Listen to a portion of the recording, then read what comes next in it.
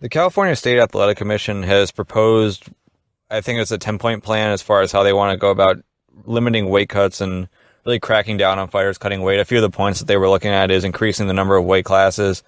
They're looking to go every 10 pounds on integers of 5, so it'd be 125, 135, 145, 155. Then they'd have 165 instead of 170, then 175, 185, 95, 205, 225, and then 265. So they're looking at an addition of weight classes. They're looking at doing some more weigh-ins. So they're weighing people in 30 days out, weighing people in the night of the fight, trying to keep it, I believe, at 10% variance. So you can't be any more than 10% higher than what you weigh in at. If you are, it doesn't sound like they'd be canceling the fight, but they'd probably fine you and then not let you fight at that weight class again until a doctor can prove that you can make the initial weight. A lot of these things actually sound pretty good. I'm definitely on board with the idea of getting rid of weight cuts. Now, obviously, with weight cutting being what it is at the point that it is right now, there's going to be some point where if we're going to make these kinds of changes, there's going to be some vast changes that are made. So, again, a lot of the fighters who are champions at their weight classes right now, like I think Demetrius Johnson, if he is 10% ahead of 125, I think that would be 137 and a half that he'd have to be walking around, and I think he walks around in the 140s. So he'd probably have to move up in weight, and he's not even that big of a flyweight. You'd be looking at that a lot of weights where guys who are champions at a certain weight are going to have to move up if this comes into effect. But that's something that's going to have to happen, and it's really something that should happen. The problem that they're going to have is right now this is just California, and this is something that California is looking at. Now, if California decides that this is what they're going to do, but no other state does, they're going to be handcuffing themselves because, again, so let's just use Mighty Mouse as an example, but there are better examples. Luke Rockhold isn't the champion anymore. I'm not sure what Bisping walks around at. Let's see, Woodley. Woodley most likely is above 190 that he walks around at. So let's just say that Tyron Woodley, he's the champ at 170, and he was going to have a title fight in California. Well, now all of a sudden, in Las Vegas, he's allowed to be the welterweight champion, but in California, he's not, or in California, they're going to change it. Right now, that's going to be the biggest concern is that I like what California is doing, but it has to be something that's going to be adopted by every state in the country, because otherwise you're going to have guys like a Tyron Woodley, for example, who could be a welterweight champion in Las Vegas but couldn't be in California, and that really doesn't make any sense. And again, the addition of weight classes too. Like, are they not even going to let Woodley fight for his title because they don't recognize a 170-pound champion? Would they force him to fight for the 175 belt and force the UFC to start changing stuff around? Again, I like the idea. I think this is something that at the lower ranks, they're going to have to kind of test out and prove that it works, maybe on some of the amateur shows. But if they can, maybe a couple of years from now, we revisit this, the UFC accepts it, and all of a sudden you've got some new weight classes. And really, I know Dana White likes to talk about how he doesn't like adding weight classes, how they've talked about adding women's strawweight at 125, and he doesn't want to do that. Or actually, no, strawweight's 115. At women's flyweight, he hasn't been eager to add.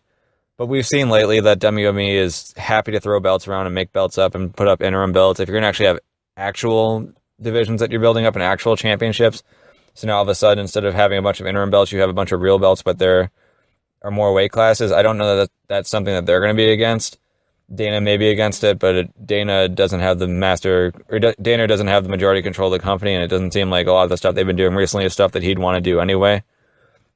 So this is actually something that could benefit the fighters. It could benefit WME, IMG, because they're going to get more champions. They're going to have more title fights that they can promote.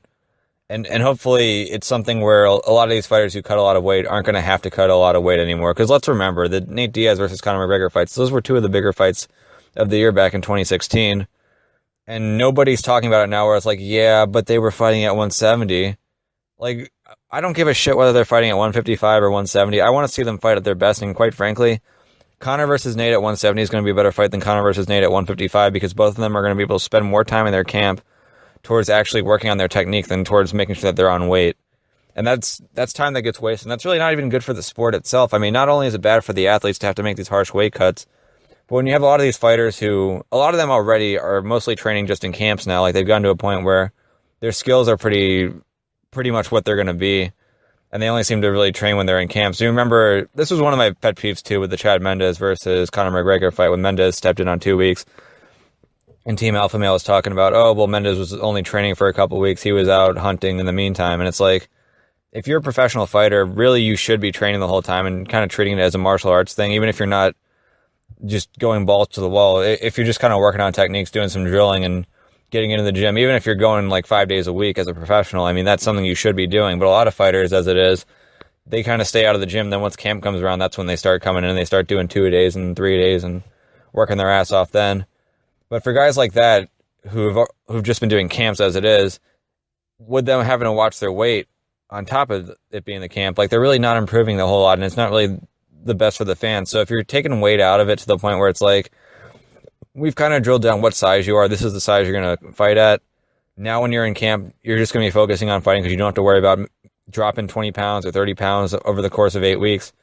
It's going to be good for the fighter's health. It's going to be good for the fighter's technique. And ultimately, that's going to be good for the fans, too. You don't like watching guys who've just kind of killed themselves in the sauna the last week step into the cage and only have like a good round and a half in them.